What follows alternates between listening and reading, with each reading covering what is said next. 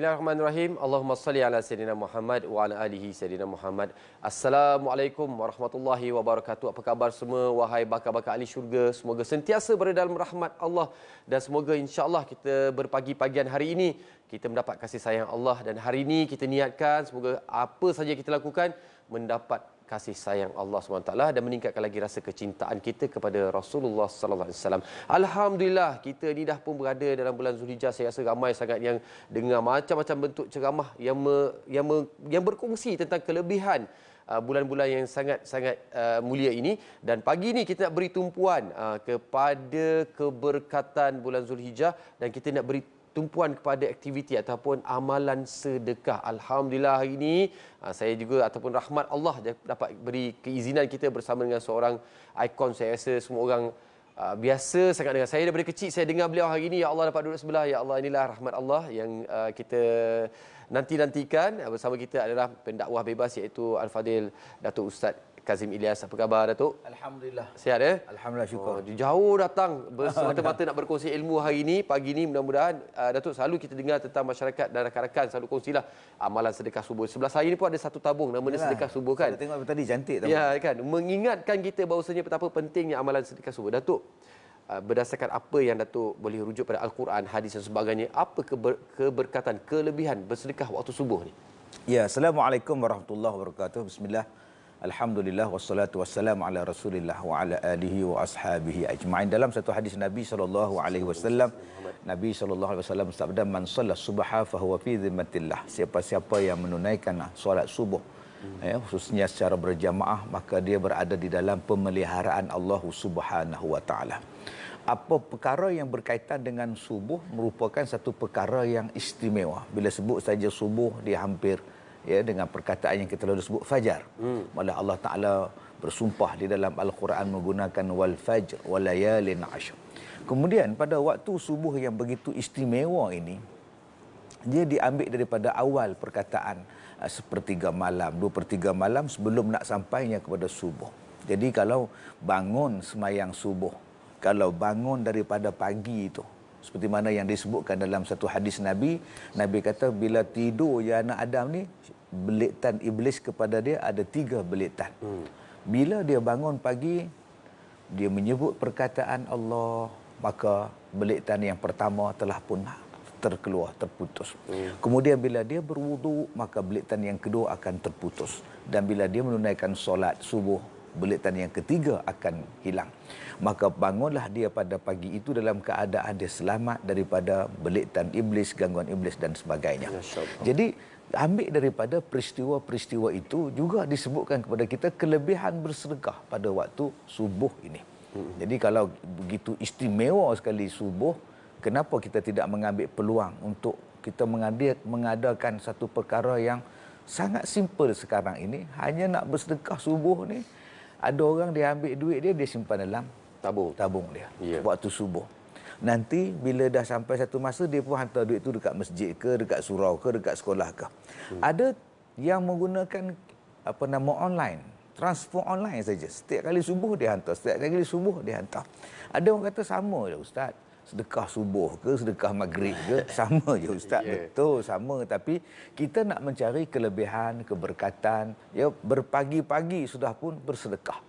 Berpagi-pagi sudah kita mencari keberkatan daripada Allah Subhanahu wa taala sebagai lambang kita bersyukur. La in syakartum la azidannakum wa la in kafartum inna azabi lasyadid. Jadi kita ambil pagi-pagi tu kita dah bersyukur dah. Sebab tu bila kita bangun pagi kita sebut perkataan alhamdulillah. Pagi-pagi dah sebutlah alhamdulillahillazi ahyana ba'da amatana wa ilaihin nusyur. Jadi bila kita sebut perkataan syukur itu, bagaimana gambaran bersyukur? Ada orang yang bersyukur itu pagi-pagi dia menunaikan sembahyang sebelum subuh. Ia menghidupkan akhir pada malam dia. Ada orang yang menggambarkan kesyukuran pada waktu subuh itu, dia membaca Al-Quran. Dia bangun, dia baca Quran. Ada yang berjalan pada waktu pagi untuk menunaikan solat berjamaah di masjid, di langgar, di surau dan sebagainya. Ada orang yang membuat satu benda, pagi-pagi dia dah hantar makanan dekat masjid. Masya Allah. Dia sedekah kepada orang yang sembahyang subuh. Bagusnya. Saya berbual dengan satu orang India, ya, di tempat dia datang ke Malaysia, di tempat dia nama dia Allahabad di India. Dia kata pagi-pagi masyarakat di sana yang naik kereta teksi yang roda 3 tu. Okey, totok Tutuk apa benda nama dia? Tut apa nama jenis itulah. Kalau di Thailand tut, kalau di India ada nama lain kan. Jadi orang tu akan berbaris menunggu untuk mengambil orang yang semayang subuh balik. Tanpa dikenakan sebarang bayaran. Oh, subhanallah. Jadi walaupun yang tunggu itu ialah orang bukan Islam, untuk mengambil orang Islam dibawa balik, hantar balik ke rumah dia orang. Bagus ya. Sebab dia orang mengatakan bahawa berkat bawa orang yang balik daripada sembahyang subuh. Ini cakap orang daripada sahabat saya, dia yang bukan daripada warga negara Malaysia yang datang. Dia kata di sana dah jadi satu kebiasaan. Bila orang datang sembahyang subuh, beratur orang yang nak bawa balik dia orang ke rumah. Kerana keberkatan yang mereka rasa adanya pada waktu subuh, walaupun mereka bukanlah orang yang mengamalkan ajaran Islam, tidak Islam. Jadi tuan-tuan yang saya hormati, kalau kita sebagai orang Islam tidak mengambil kemuliaan, keberkatan pada waktu ini, salah satunya untuk memberi orang makan, salah satunya untuk bersedekah, ini merupakan satu kerugian pada kita. Dahlah subuh kita tak bangun, dahlah subuh kita tak buat, dah pagi-pagi tak sujud pada Allah, tak berzikir pada Allah, jauh pula nak bersedekah. Jadi ini benda yang patut kita perbaharui, perbetulkan balik. Buat macam orang tua-tua dulu, subuh tu mereka kadang-kadang dia bawa air dah. Bawa satu cerek air, bawa teh panas, kopi panas, letak di surau. Habis mayang, orang akan minum. Itu style orang dulu-dulu. Betul, boleh bawa sesikat pisang apa semua kan. Nasi lemak sekarang pun ada dah bungkus-bungkus, boleh hantar. Tambah hari ni hari Jumaat kan. Ya, sedap juga nasi lemak pagi ni, Datuk. Datuk, bila Datuk tentang bersedekah, barang-barang makan, nasi lemak, kopi O dan sebagainya kan.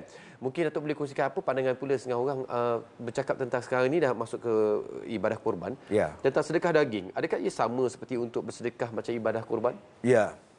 Kita kena lihat di dalam hukum berkorban. Bila kita nak sebut berkorban itu, tarikh ataupun waktu berkorban itu ada waktu dia. Ya. Bukan boleh ikut suka kita nak korban. Aku cadang nak korban besok lah awal sikit. Sebab cuti raya haji nak cuti dia. Tak nak rebut kan? Tak nak rebut, tak nak kita beralah lah kan. Jangan buat macam tu Abang Bidin. Korban ni ada masa dia. Iaitu kita buat pada waktu selepas daripada sembahyang sunat Aidil Adha. Maka pada waktu itu kita pun melakukan ibadah korban. Jika dilakukan penyembelihan korban sebelum daripada itu, sebelum daripada waktu solat Aidil Adha selepas tu, kita buat sebelum, buat subuh misalnya, nak ikut sedekah subuh juga pun. Dia sembelih pada hari raya pertama tu sebelum subuh, senang kata dia. Itu tak dikira sebagai korban. Ya, laisa fin nusuk fi syai', tidak dikira sebagai nusuk di dalam ibadat korban walaupun sedikit. Dia hanya dikira sebagai sedekah. Sedekah daging. Jadi maknanya kalau kita bagi pun dapat pahala juga, tapi tak dikira sebagai korban. Jadi bila sebut sedekah daging ni, kita mengambil sempena daripada ibadah korban ataupun musim korban, musim haji. Ada orang yang tidak mampu untuk melaksanakan ibadah korban. Ada yang nak buat sampai 6,000 seekor, 5,000 ringgit seekor. Dia kata, awak ustaz mana ada duit dia. Bahasa Perak kata, awak mandang ustaz, tak ada duit. Mana mandang ustaz, tak ada duit. Tak ada duit. Okey, kita kata kita bagi can pada dia. 800 setengah, 800 untuk awak ambil satu bahagian. 800 pun tak ada ustaz. Lebuh kamu ni. Kalau kita buat korban di luar negeri pun tak ada ustaz. Habis tu kamu sedekah bagi makan orang. Kamu makan bagi makan orang. RM10 ke, RM30 ke, RM20 ke, buat. Ini nama dia sedekah. Kita nak mengambil sempena dengan keberkatan pada musim haji ini, yang mana 10 hari terakhir pada bulan terawal dalam bulan Zulhijjah ni hari terbaik. Kita niat nak bersedekah, kita niat nak bagi makan orang, sebab Nabi sebut kepada kita kan dalam hadis, afsya'us salam wa it'amut ta'am, wasilul arham, kamu sambung silaturahim, kamu bagi makan orang, kemudian kamu bagi salam kepada orang. Semuanya benda ini mendatangkan kebaikan. Sebab itu bila kita ada peluang untuk kita bersedekah, khususnya sedekah daging, kita tak masuk korban, tapi kita sedekah daging pada waktu-waktu ini, insya-Allah mudah-mudahan kita dapat keberkatan, kebaikan daripada sedekah kita itu. Tambah-tambah pula memberi makan kepada orang lain. Ya.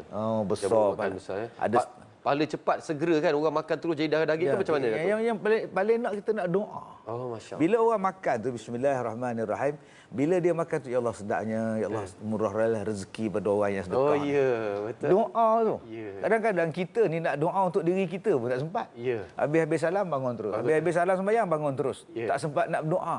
Nak doa untuk diri kita sendiri pun tak sempat. Ya. Tapi kalau kita boleh sedekah pada orang, anak yatim makan, fakir miskin makan, orang susah makan, jadi insya-Allah mudah-mudahan mereka ni doa pada kita. Takkan Allah tak terima kot orang yang ramai-ramai tadi. InsyaAllah mudah-mudahan kan pagi ni mungkin dah bercadang bila dengar apa yang Datuk katakan ni. Tadi tu dah bercadang untuk bersedekah, mungkin nak bagi makan ke rakan-rakan di pejabat dan sebagainya. Dan anda boleh juga peluang untuk sedekah daging bersama dengan Yayasan Ikhlas. Maklumat seperti yang tertera ni kan, boleh turut serta insya-Allah. Mudah-mudahan kita akan beraktivitas kembali lepas ni. Kejap lagi nak berkongsi lagi beberapa perkara dengan Datuk Kazim kita insya-Allah.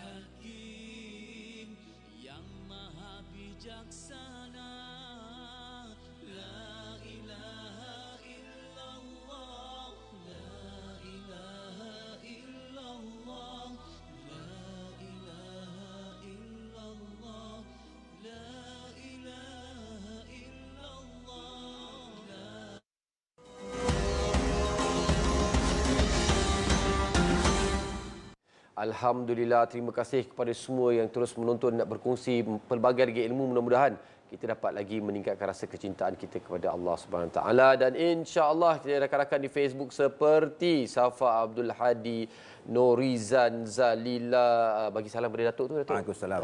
Mas Ninur, Muhammad Zafri, ramai lagi masya-Allah. Dan alhamdulillah hari ini kita juga teruskan berkongsi bahawasanya sebaik-baiknya amalan sedekah adalah ketika waktu subuh. Dan ramai saya sangat dengar, kalau saya Datuk, saya suka tengok usahawan-usahawan berjaya ni, kalau saya tanya apa, bolehlah kongsi sikit tips. Mereka kata sedekah waktu pagi, sedekah waktu subuh, sebab kita memberi, dia membuka pintu rezeki. Bukan kata orang Islam ni Datuk, saya jumpa yang Cinanya, yang Indianya, yang Singnya berkata benda yang begitu. Mereka yang tidak mengenal Islam pun dah percaya kepada amalan tersebut. Kita yang ada iman ni bagaimana Datuk? Bahawasanya bersedekah waktu subuh ni antara salah satu cara menjemput rezeki, dan rezeki bukan kata pada wang ringgit je, pada kesihatan dan sebagainya. Mungkin Datuk boleh kongsi. Sebab tu Nabi tidak suka kalau selepas subuh kita tidur semula. Kerana pada waktu itu malaikat menebarkan rezeki kita. Memberikan rezeki, tebaran rezeki, tiba-tiba kita tidur. Jadi elakkanlah kalau boleh lepas subuh tu. Setengah orang tu ngantuk tu tidur balik kan, sampai pukul 10 bangun. Kemudian mula komplain, lambat pula rezeki aku. Kalau kita tengok masyarakat orang lain pun, pagi-pagi mereka dah bangun. Bangun buat kerja pagi. Saya dulu saya jadi pengurusi masjid, timbalan pengurusi masjid. Jadi merangkap imam. Menara masjid saya tu kena sambung dek peti. Jadi bila sambung dek peti, sunyi, tak ada tak repair. ada azan, tak ada Jadi peluang. waktu 2-3 hari duk tunggu pomen nak repair tu, tukang nak repair, saya duk basuh kereta saya di rumah saya lah, datang nyonya 3-4 orang. Nyonya? Dia datang jogi. Saya tanya, "Encik, apa saya taklah bunyi?" Saya kata, "Oh, apa bunyi apa? Itu bunyi pagi-pagi taklah bunyi. Susah mau bangun lah." Oh ya, Jadi masya-Allah. kita mau kerja, kita mau itu buat kerja, tapi susah mau bangun dulu, susah bangun. Sudah sambar itu api punya sambar, nanti kita repair. Jadi kalau setengah masyarakat dia menganggap bahawa bangun pagi dan sebagainya itu merupakan satu benda yang melemahkan dia. Tidak.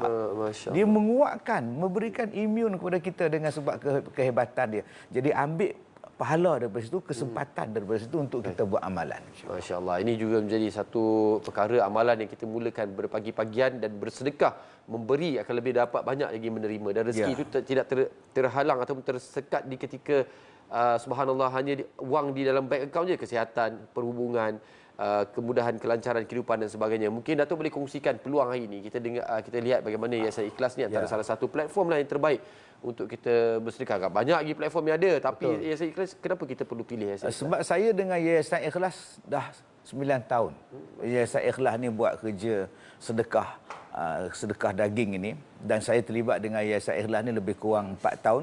Dan bila saya tengok selama 4 tahun bersama dengan Yayasan Ikhlas, kita menyalurkan bantuan bukan setakat buat saluran daging korban, buat saluran pendidikan dan sebagainya, malah Yayasan Ikhlas ni turun padang. Ya, membina surau, membina sekolah agama, ya, membina penempatan untuk orang-orang miskin dan sebagainya, termasuklah yang sedang kita lancarkan ataupun kita buat sekarang ini, iaitu kempen sedekah korban, sedekah daging, minta maaf. Baik. Sedekah daging. Jadi kita tumpukan pada tahun ini insya-Allah kepada lebih kurang 3,000 keluarga di perkampungan orang asli, kemudian di pedalaman Sabah dan Sarawak, dan ada satu sekolah di Sempurna di Sabah. Maka saya rasa bila saya buat kempen ini, yang paling penting tu Haji, bila saya tengok tu, bila kita bagi daging pada orang tu, mereka Allah meraihkan sangat. Bukan meraihkan kita, meraihkan pemberian tu. Jadi mereka, ya, ada budak yang datang daripada jauh, berjalan kaki berjam-jam hanya semata-mata nak dapatkan 1-2 kilo daging. Maka mereka menghargai pemberian kita. Sebab tu saya katakan tadi, orang-orang macam ini takkan bila dapat daging ni, dapat makanan daripada kita ni, takkan mereka tak doa pada kita. Ya. Jadi kita nak doa, nak mereka doakan kita. Yang kedua, saya lihat bila kita buat kempen sedekah daging ni di Yayasan Ikhlas ni, tuan-tuan. Ya. Satu kampung turun. Orang daripada satu kampung, macam kita setengah tempat ni kalau buat kempen, jenuh kempen korban, datanglah, oi kami nak buat ni. Jenuh. Orang sana tak ada. Datang sekampung. Datang, maknanya mereka seronok, mereka mensyukuri apa yang mereka dapat. Jadi kemeriahan itu kalau tuan-tuan dapatlah rasakan. Alhamdulillah. Sebab tu Yayasan Ikhlas ni 9 tahun saya katakan tadi tak pernah jemu. Dan kalau tuan-tuan sendiri turun ke Padang, hantar pada dia orang, Masya Allah, tuan-tuan pun nak datang lagi tahun depan. Jadi kemeriahan, keseronokan memberi makan kepada orang itu, kalau tuan-tuan tak dapat sertai pun tak apa. Tapi tuan-tuan sertailah dengan menyumbang hanya sebanyak ringgit Malaysia 30 ringgit sahaja untuk sedekah daging di Yayasan Ikhlas. InsyaAllah kita akan salurkan sumbangan tuan-tuan kepada insan-insan yang telah kita sebutkan tadi. Subhanallah. Datuk, adakah ini menjadi salah satu daripada medan ataupun wadah untuk berdakwah kepada mereka? Ada tak orang yang belum Islam datang tengok pembelian daging ini? Ada yang satu tu kita ambil, kita bawa lembu korban, lembu tu dalam, bawa naik atas perahu, nak sampai ke tempat tu kena naik bot kan. Oh, jauhnya? Jauh. Jadi lembu pun rasa jugalah. Yang bawanya, yang bawa bot tu bukannya Islam pun. Yang sambut tarik tu dengan seluar pendeknya tarik tu bukannya Islam pun. Tapi bila mereka, kita hantar kepada mereka, mereka jadikan sebagai satu aktiviti masyarakat setempat. Dia Sabah dan Sarawak ni saya cukup kagum daripada dulu lagi. Bila saya ceramah di sana pun, yang ada sekali itu yang menganjurkan ceramah saya ialah orang yang bukan Islam. Yang menganjurkan? Dia menganjurkan. Dia depan sekali kan. Dia bawa segala keluarga dia. Sebab dalam keluarga dia tu ada yang Islam, ada yang tak Islam. Baik. Jadi saya tak boleh bayangkan macam mana masyarakat Islam dan masyarakat bukan Islam di Sabah dan Sarawak cukup hebat. Malah saya ceramah di satu masjid, parking penuh. Gereja sebelah masjid, dia buka parking dia. Masuk. Okey. Jadi ini satu semangat yang kena ada pada rakyat Malaysia kita. Bagaimana masyarakat di negeri Sabah dan negeri Sarawak cukup bersatu hati tanpa mengira keturunan, suku, kaum, bahasa dan agama. Jadi sebab itu bila kita buat sedekah daging ini, kita juga memberikan, dia bukan dia korban, sedekah daging saja, maka orang yang bukan Islam pun kita santuni juga. Betul. Orang yang bukan beragama Islam pun kita santuni juga, sebab mereka bukan orang yang mampu, orang yang susah dan sebagainya. Jadi sedekah daging yang tuan-tuan bagi ni kita sebarkan satu kampung, dan mereka mudah-mudahan terbuka pintu hati melihat bahawa Islam tidaklah membeza-bezakan di antara satu sama lain. Masya Allah, luar biasa. Itu cantik dan indahnya Islam, ya. Betul. Ya Allah, Nabi sayang semua orang. Nabi tak kira apa bangsa dan agama dan sebagainya. Datuk, ada tak mungkin dalam pengalaman Datuk, ada yang datang, Datuk, betul saya dengar itu Datuk berceramah tentang sedekah dan sebagainya. Dia berkongsi bahawa dengan bersedekah tu rezeki dia makin lancar, makin banyak. Ada tak yang pernah berkongsi? Tapi saya kalau cerita pasal orang Islam tak apalah kan. Ini saya nak cerita yang tentang orang bukan Islam. Mula-mula saya buka sekolah saya 2005. Baik. Dalam proses pembinaan 2006 bermula. Ada satu orang Cina datang, bukan Islam. Dia kata, "Encik, ini membuat tokong kah?" Saya kata, "Bukan, ini membuat surau. Ini sekolah agama punya, Tuhan Allah punya, semayang Tuhan Allah punya." "Yalah, ini tokong lah." Bukan, itu bukan surau. Tokong. Ini semayang punya. Tuhan Allah punya, Allahu Akbar punya. "Yalah, itu semayang punya, tokong punya." "Bukan, yalah itu semayang lah." Dia nak cakap tokong dia nak juga. Dia sebut juga. Saya kata, "Pasal tu, okey, saya mau kasih zakat." Pandai pula sebut zakat. Jadi saya tanya dekat dia, "Toki Islam ke?" "Tak, saya tak Islam, tapi saya mau kasih zakat." "Pasal you mau kasih, lagi banyak saya kasih, lagi banyak Tuhan Allah kasih. Oh, Masya Allah. Sebab itu kalau saya tahu ada orang mau bikin ni semayang punya tempat, saya datang. Sebab saya tahu itu bila saya bagi lagi ramai, lagi banyak Tuhan Allah kasih. Jadi kalau orang yang bukan Islam meyakini bahawa di antara amalan sedekah itu ganjaran akan digantikan, ma anfaqtum min syai'in fahuwa yukhlifuh. Apa yang kamu belanjakan pada jalan Allah, Allah akan gantikan balik.